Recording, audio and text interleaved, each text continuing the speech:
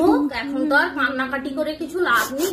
তুমি 3 পাওয়ার মতো পড়াশোনা করেছিলে বলে 3 পেয়েছো। তুমি যদি এখন 100 পাওয়ার মতো পড়াশোনা করতে, তোকে কি 100 পাওয়া থেকে আটকাতে পারতো?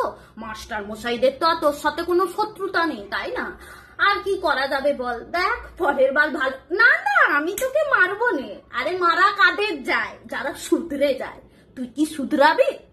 তুই শুধরাবি না। এই ক্লাস 5 থেকে তোর একটাই নাম্বার আসছে, 3, অঙ্কে 3। এবারেও তাই পেয়েছিস। আর পোড়া কপাল আমাদের, বাবা মা হয়ে কথা শোনাবে না তো? না না, আমি কোনো কথা শোনাবো না। নে, পরের বার ভালো করার চেষ্টা কর। ও মা, একটু পূজার সাথে বেরোচ্ছি, ঠিক যারা আছে? অঙ্কে 3 পায় তাদের ঘুরতে যাওয়া মানায় না। ও মামা, আমার না একটাও ভালো জামা নেই, একটা নতুন জামা কিনে দেবে গো? যারা অঙ্কে 3 পায় তাদের নতুন জামা কেনার কথা মানায় না।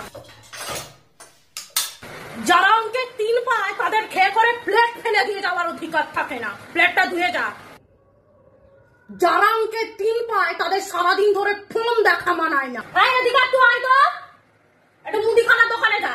শোন, 1 কেজি আলু নিবি, 500 গ্রাম ডাল নিবি, 250 গ্রাম চিনি নিবি, 10 টাকার মতো শুকনো লঙ্কা নিবি, 10 টাকার মতো চিনে বাদাম নিবি, একটা সার গুড়ির প্যাকেট নিবি, আর বলবি যে কাকু ওই দিনে যারা অঙ্কে 3 পায় তাদের বাজার করতে যাওয়া মানায় না। কি বললি তুই?